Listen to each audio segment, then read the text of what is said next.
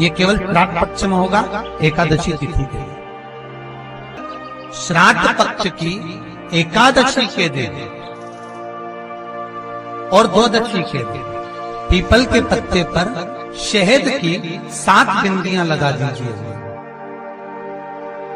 उसी पर चंदन लगा दीजिए, 7 आखे चावल, सफेद चावल उस पर रख दीजिए, एक जौ थोड़ी थोड़ी काली तिल उस पर रख दीजिए।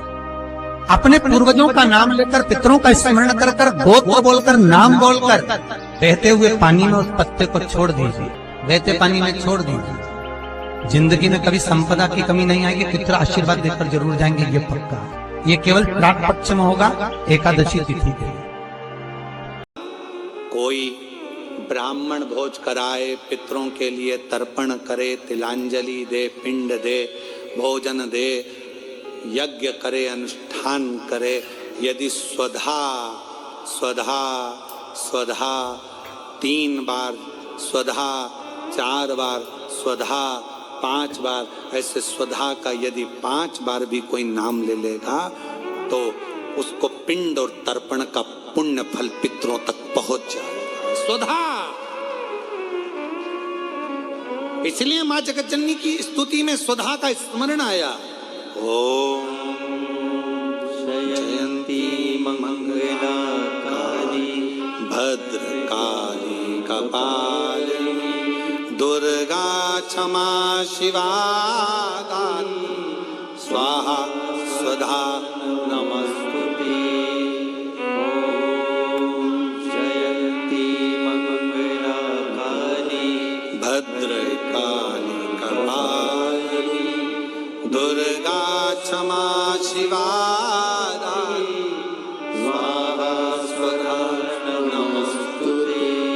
जब हम सुधा सुधा सुधा कहते हैं, अगर आप पितृपक्ष में, श्राद्ध पक्ष में कोई तुमसे कह दे कि तेरे शरीर में ये रोग हो गया, कोई ने कहा बड़ा रोग हो गया, कोई ने कहा कैंसर जैसा रोग हो गया, कोई ने कहा किडनी बेकार हो गई, कोई ने कहा थायराइड हो गया, कोई ने कहा चर्म रोग हो गया, कोई ने कहा ये हो गया, कोई ने कहा शरीर में, कोई ने कहा पत्रिका देखकर ज्योतिषी ने कहा तुम्हारा ग्रह बेकार चल रहा है, तुम्हारे ग्रह पूरे तरह से बेकार हो गए। कोई कहे कुंभ राशि बेकार हो गई, कोई ने कहा ये राशि बेकार हो गई, कोई ने कहा वो राशि बेकार हो गई, कोई ने हाथ देखकर कह दिया कि तेरी किस्मत में ये सुख नहीं है। अगर पितृपक्ष में, पितृपक्ष के अंतर्गत यदि शिवजी के मंदिर में जाकर 1 लोटा जल, 3 चावल के दाने, 3 बेलपत्र पितरों का स्मरण कर कर स्वधा सुधा सुधा सुधा कहकर पितरों के हेतु भी अगर समर्पित कर दो तो शिव उसको स्वीकार कर कर स्वधा पितरों से कहकर कल्याण कर देती, दुख समाप्त हो जाता, कष्ट मिट जाता। स्वधा ब्राह्मण भोजन करा रहे हो, गौ माता को श्राद्ध पक्ष में रोटी दे रहे हो, स्वान को रोटी दे रहे हो, कागल को निकाल रहे हो, कौवे को रोटी दे रहे हो, स्वधा का स्मरण सुख देता, सुख देता।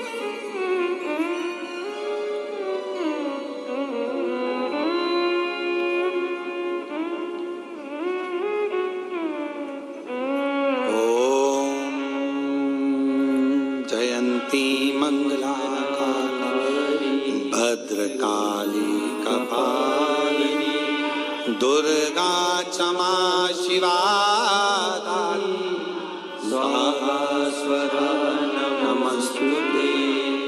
स्वाहा स्वधा नमस्तुते। स्वाहा स्वधा नमस्तुते।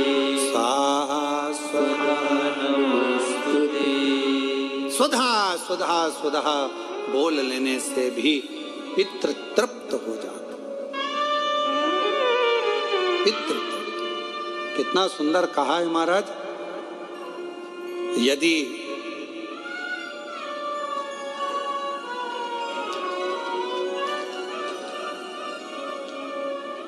घर में यदि क्लेश उत्पन्न हो जाता है,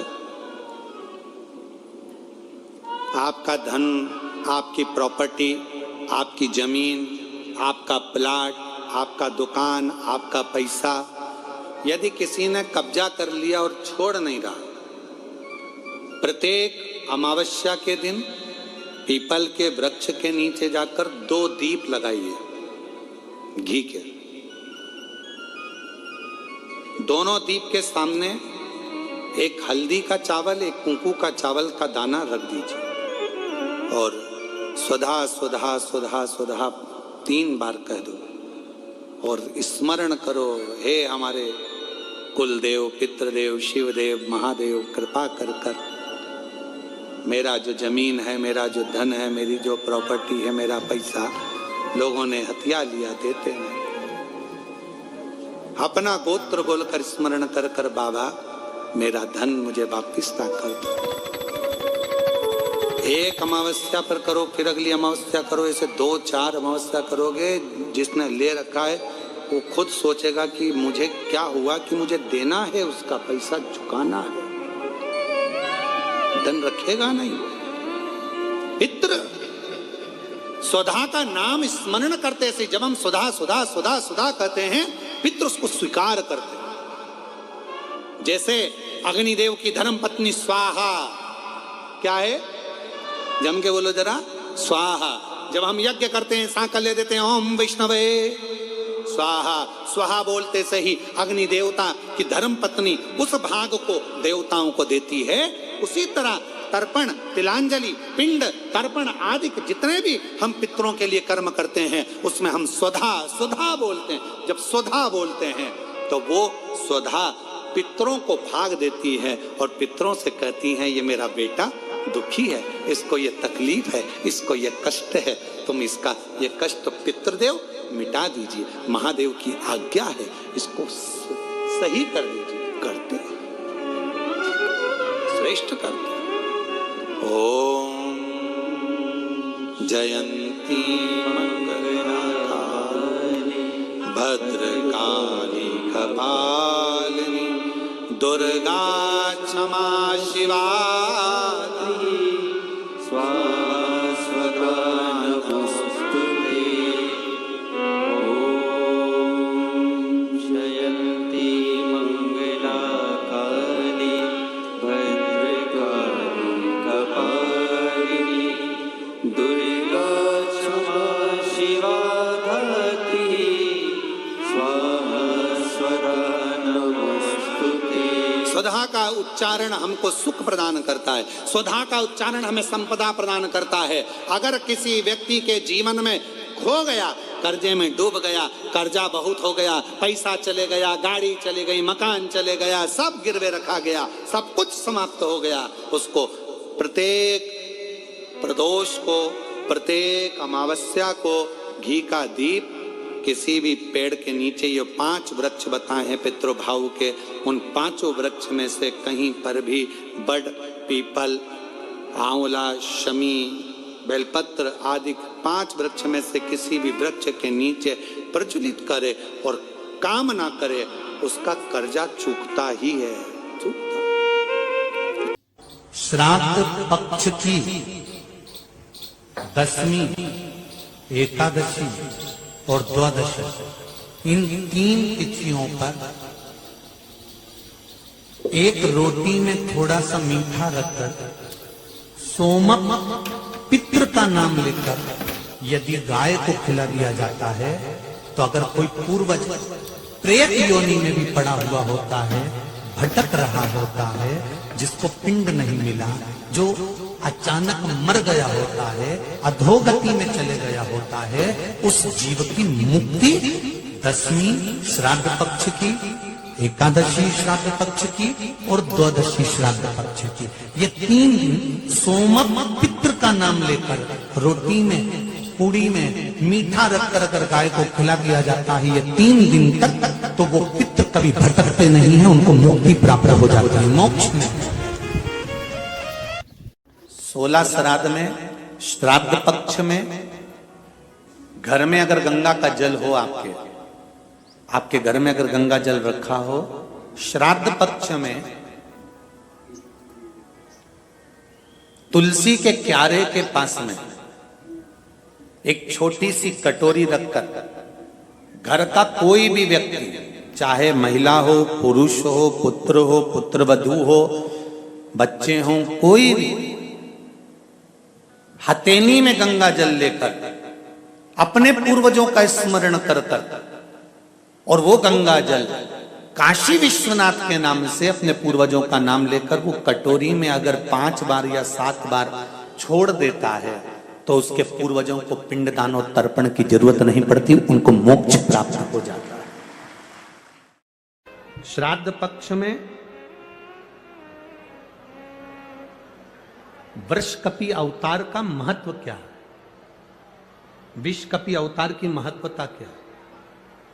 देव पितर शिव महापुराण में अगर 16 दिन श्राद्ध के होते हैं और 16 दिन श्राद्ध में से कोई भी एक दिन श्राद्ध का जो तुम्हारी मर्जी पड़ जाए, जिस दिन तुम घर में फ्री हो, जिस दिन तुम्हारी मर्जी पड़ जाए, जिस दिन तुम्हारा मन कर जाए, उस दिन वृषकपि विषकपि नाम लेकर एक रोटी में थोड़ी सी शक्कर या गुड़, थोड़ा सा चावल,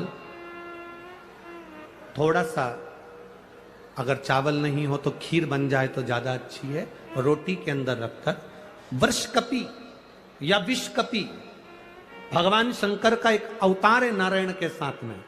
भगवान शिव और भगवान शंकर का और नारायण का एक अवतार मिलकर हुआ था। भगवान शिव और नारायण का मिलन से 3 अवतार हुए थे। 3 अवतार हुए हैं। एक हरिहर अवतार भी भगवान शंकर और नारायण के मिलन से हुआ। एक वृषकपि अवतार भी नारायण और शिव के मिलन से हुआ। तो जो वृषकपि अवतार है भगवान शंकर और एक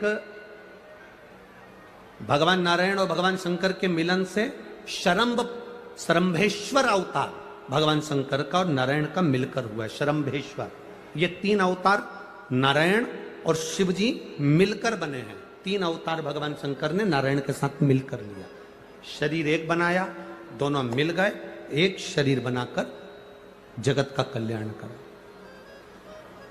रोटी हो तो रोटी, पूड़ी हो तो पूड़ी, पराठा हो तो पराठा, जो तुम बनाए हो उसमें थोड़ा सा मात्रा दूध चावल की या खीर की, थोड़ी सी मात्रा गुड़ की, और वृषकपि या विषकपि अवतार का नाम लेकर अपने दरवाजे के बाहर खड़े होकर जो गौ माता को श्राद्ध पक्ष में किसी भी दिन ये भोजन वृषकपि का नाम लेकर दे देते हैं, उसके घर में कभी संपदा की कमी नहीं आती, धन की कमी नहीं आती। श्राद्ध पक्ष का ये स्वरूप है विषकपि अवतार। एक बार सब बोलेंगे, बोल विषकपि भगवान की।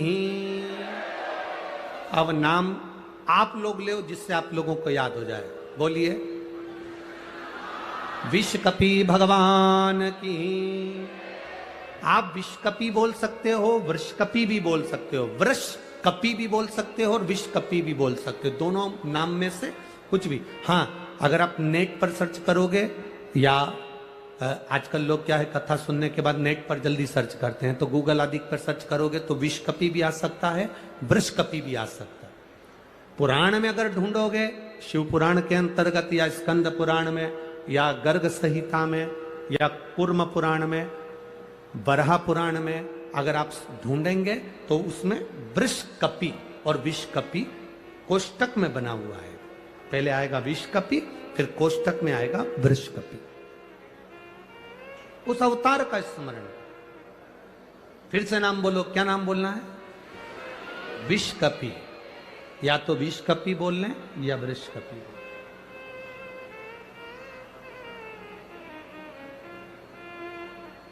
देव पितर कथा का ये सबसे सुंदर संवाद है विषकपि अवतार। यदि संसार का कोई मनुष्य बेल दूध का प्रयोग करता है, बेल दूध से मतलब होता है बेलपत्र के ये मध्य भाग जो होता है, बेलपत्री की जो नीचे की 2 पत्तियां जो होती है, ये 2 पत्तियां जो बेलपत्री की होती है, इस बेलपत्री की दोनों पत्तियों को शिवलिंग पर जब आप रखते हैं, शिवलिंग पर रखने के बाद में आपके हाथ में जो कटोरी में दूध है, वो दूध इन दोनों पत्तियों पर, ये पितरों के भाव से, पितृ पित्राणी के भाव से आप दोनों पत्तियों पर बेल दूध को अगर समर्पित कर रहे हैं, बेलपत्र समर्पित करने के बाद थोड़ी सी कटोरी में अगर गौमाता का दूध है और ये दोनों पत्तियों पर अगर आप अपने गोत्र से दूध चढ़ा रहे हैं तो संसार में ऐसा कोई व्यक्ति नहीं है जिसके ऊपर पितृदोष लग जाए। पितृदोष समाप्त होकर ही रहता है।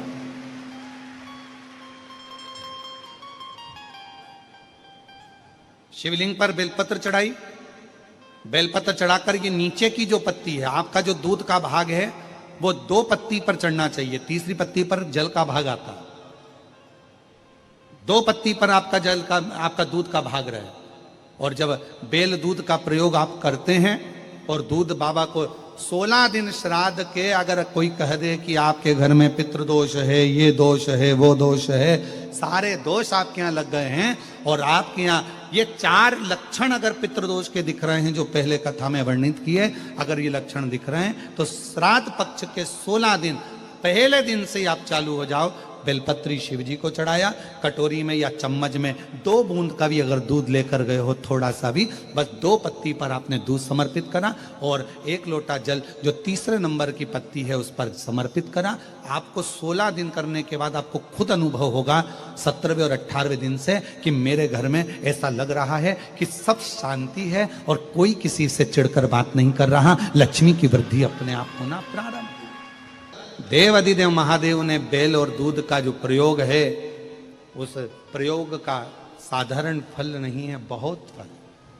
और श्राद्ध पक्ष में मेरी जीजियों से निवेदन है, मेरी बेटियों से, मेरी माताओं से, अगर तुम्हारे घर में 25 साल तक भी औलाद नहीं हुई, 20 साल हो गए, 25 साल हो गए, 30 साल हो गए, 28 साल हो गए, 15 साल भी हो गए, 10 साल भी हो गए और संतान का सुख नहीं है, तो श्राद्ध पक्ष में प्रतिदिन अपना जो पानी का हंडा होता है, परिंडा होता है, क्या बोलते हैं हैदराबाद में, हमको उसको नहीं मालूम, जहां पर पीने का पानी भरते हैं हंडा बोलते हैं, मटका बोलते हैं, बाल्टी पानी की या हंडा, मटका, गगरा, जो भी भर कर रखते हो रसोई घर के अंदर पीने का, उस पानी के भरे हुए हंडे के पास में पितरों का स्थान होता है। वो पितरों के स्थान के पास में कटोरी में थोड़ा सा दूध रखिए, एक बेलपत्र रखिए और वो बेलपत्र और दूध को आप प्रतिदिन 16 दिन तक लगातार शिव जी को रोज रखो, रोज समर्पित करना प्रारंभ करो। बस बेलपत्र शिवलिंग के ऊपर और दूध जहां अशोक सुंदरी का स्थान है, आपको मालूम होगा, जरा ध्यान देंगे, ये शिवलिंग, ये जलाधारी, ये भगवान शंकर का शिवलिंग है, ये जलाधारी है, माता पार्वती जी का हस्त कमल, और सामने जो चरण है जहां से पानी बहता है, राइट भाग गणेश जी का, लेफ्ट भाग कार्तिकेय जी का, बीच में एक मोटी सी लाइन होती है जिसको अशोक सुंदरी कहा जाता है। शंकर भगवान की 6 बेटियां हैं। 6 बेटियों में शंकर जी के ऊपर जो कलश रखा होता है उसमें से जो बूंद बूंद पानी गिरता है वो कलश 5 बेटियों का स्थान होता है, जया, विषहरा, शामली बारी, दौतली और देव। ये शिव जी की 5 लड़कियां ऊपर और एक बेटी अशोक सुंदरी। सामने जो मोटी सी लाइन होती है जहां से शिव जी पे चढ़ा हुआ पानी गिरता है, उसके बीच में जो लाइन होती है वो अशोक सुंदरी का स्थान। तो जिसके यहां संतान का यदि सुख नहीं है तो 16 दिन एक प्रयास करें, तुम रुकेश्वर महादेव का नाम लेकर, तुम रुकेश्वर महादेव का नाम लेकर शंकर जी के ऊपर तो चढ़ाएं बेलपत्र जो तुमने परिंडे के पास, हंडे के पास रात्रि को रखा है। 16 दिन के रोज एक बार रखो और रोज एक बार चढ़ाओ। रखा, वो दूध को अशोक सुंदरी के स्थान पर समर्पित करना है और बेलपत्र को शिवलिंग पर समर्पित करना है। 16 दिन कर कर देखिए, उसके 3 महीने के अंदर देव अधिदेव महादेव की कृपा से गर्भ जरूर ठहरेगा। शिव की कृपा जरूर, शंकर की करुणा जरूर, गर्भ अवश्य ठहरेगा। पर नाम स्मरण रखना है। कौन से महादेव? जम के बोलो जरा, तुम रुकेश्वर महादेव। फिर से बोलिए, तुम रुकेश्वर महादेव। तुम रुका जी कौन? जिन्होंने भगवान शंकर की अविरल भक्ति को, भगवान शिव की अविरल रचना को, भगवान शिव के मंत्र जाप को, शिव जी के स्मरण को, भगवान शंकर की अविरल कथा को कि मेरे पितर मुझ पर क्रोध कर रहे हैं। आपको कभी कभी लगे कि मेरे ऊपर पितृ दोष लगा हुआ है या पितरों का श्राप लगा हुआ है, या हमारे यहाँ पर लोग अधोगति में ज़्यादा मर जाते हैं, हमारे यहाँ ये काम ज़्यादा हो जाता है, तो निवेदन है, श्राद्ध पक्ष चल रहा है, प्रयास करिएगा। एक चावल की कटोरी में, कटोरी के अंदर थोड़ा सा चावल रख लीजिए कच्चा। उस चावल की कटोरी में एक बेलपत्र, थोड़ी सी दुर्वा बांधकर पानी का मटका, परिंडा या जहां अपना रसोई घर में जल रखते हो, उस कटोरी को वहां पर 2 दिन 3 दिन तक रख दो। वैसे तो 16 दिन रखो ज़्यादा अच्छा था, पर जो दिन अपने को मालूम है 2-3 दिन उसको रख दीजिए। घी का दिया लगाइए। 3 दिन के बाद में उस दुर्वा को, उस बेलपत्र को शिव बाबा को ले जाकर समर्पित कर दो। चावल पूरे घर में घुमाने के बाद चिड़िया को या नदी में या किसी जीव को प्रदान कर दीजिए। महाराज, पितृदोष के निवारण का सुंदर तरीका। कल आपको कथा में कहा था, अगर हम ब्राह्मण को भोजन नहीं करा पा रहे, गौ माता को भोजन नहीं दे पा रहे, श्वान को, कुत्ते को भोजन नहीं दे पा रहे, कौवे को भोजन नहीं दे पा रहे हैं, किसी कारणवश हम श्राद्ध नहीं कर पा रहे हैं, किसी कारणवश हम पूर्वजों को नहीं मना पा रहे हैं, ऐसा कोई घर नहीं जिसके घर के पितृ श्राद्ध पक्ष में पृथ्वी पर नहीं आते। तुम पूछो मत पूछो, तुम्हारे घर के पूर्वज तुम्हारे यहां जरूर आते। दरवाजे पर आकर खड़े होते हैं पितृ, दरवाजे पर आकर हमारे घर के पितृ खड़े होते हैं, स्मरण करते हैं कि हमको यहां से कुछ भाग प्राप्त होगा, कुछ मिल जाएगा, कुछ प्राप्ति